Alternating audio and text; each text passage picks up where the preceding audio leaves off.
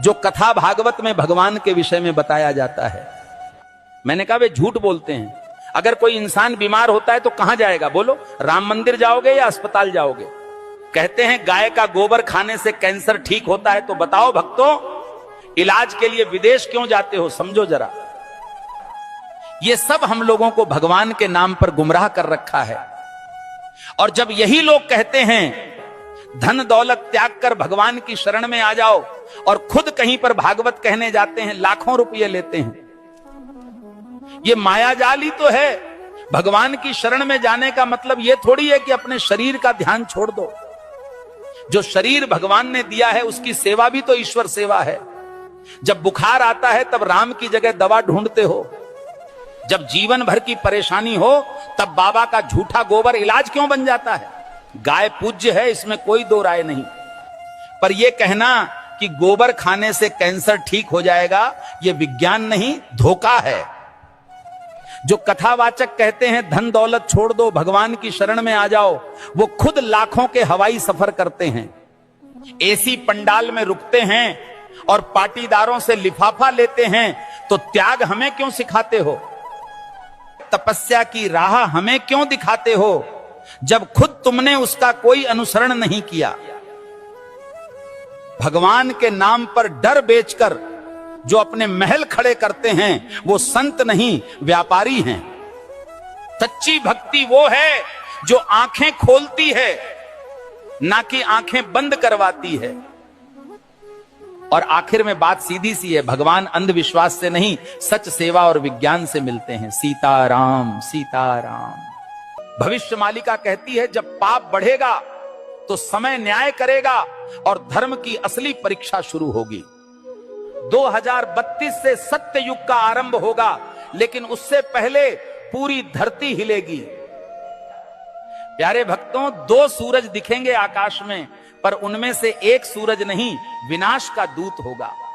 बंगाल की खाड़ी में गिरेगा अग्निपिंड और समंदर उठकर धरती को लील जाएगा।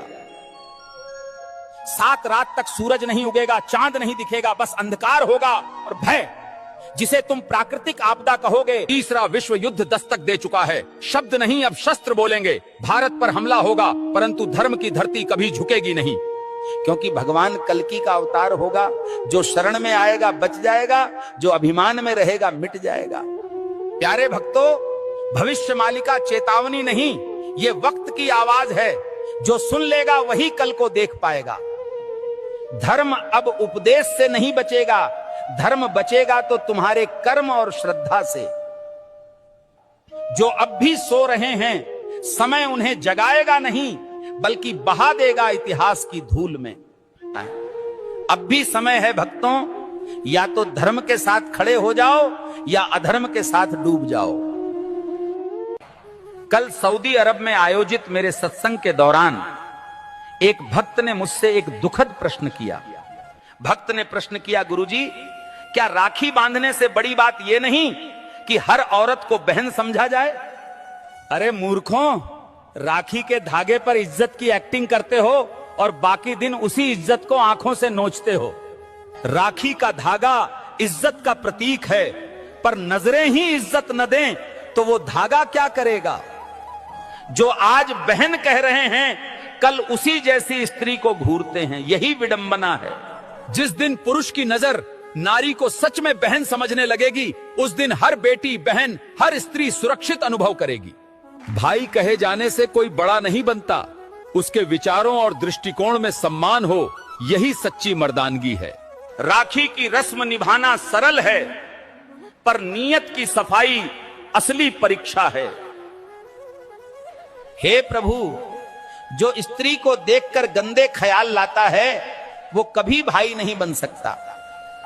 हर लड़की बहन जैसी लगे, ये सिर्फ कह देने से नहीं होता, जब तक मन से उसे बहन समझा न जाए। राखी कोई ताबीज नहीं है, ये चेतावनी है सोच को पवित्र करने की और नारी को नजर से नहीं सम्मान से देखने की।